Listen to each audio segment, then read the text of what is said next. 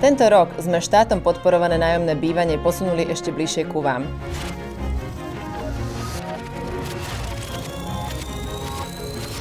Hneď na začiatku roka sme spustili registráciu záujemcov a už je vás zaregistrovaných viac ako 11 000.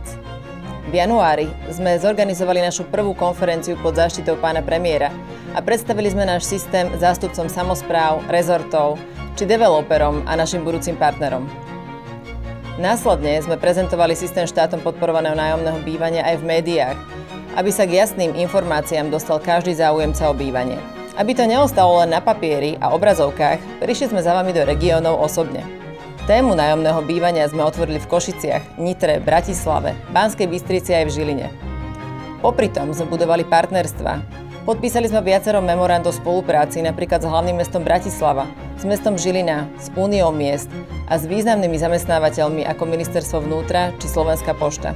Univerzitná nemocnica Bratislava sa stala prvým preferovaným zamestnávateľom v pilotnom projekte ovocnej sady v Bratislave, ktorý nám v marci vložil do systému náš investičný partner kooperatíva VIG. Stretávali sme sa so zástupcami samospráv, firiem, developerov, investorov aj finančných inštitúcií. A vidíme, že tento model zaujíma čoraz viac ľudí. Veľký posun priniesli aj legislatívne zmeny.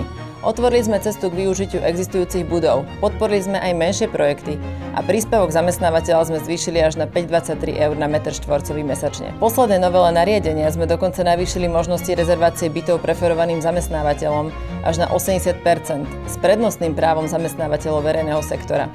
Skoro polovica našich bytov tým pádom môže byť od 1. januára rezervovaná pre zamestnancov štátnej a verejnej správy.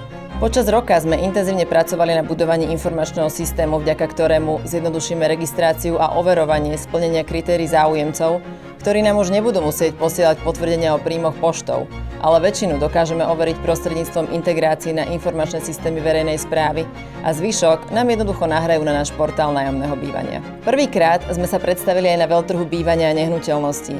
3 dní sme odpovedali vám, záujemcom, a vysvetľovali náš systém v praxi. Rastol aj investičný záujem. Počas roka pribudli investori s plánmi výstavby v tisíckach bytov. V apríli sme podpísali investičnú zmluvu s lichtenštejnským fondom Slovak Affordable Living a koncom roka sme získali 4. investičného partnera Hestia s ambíciou výstavby až 15 000 bytov.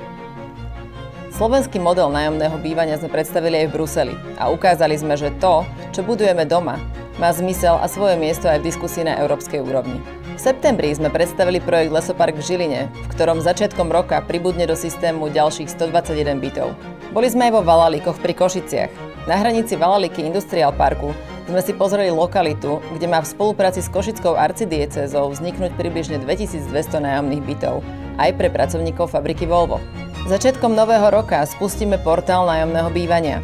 Následne registráciu záväzného záujmu na druhú časť projektu v Bratislave a tiež projekt v Žiline.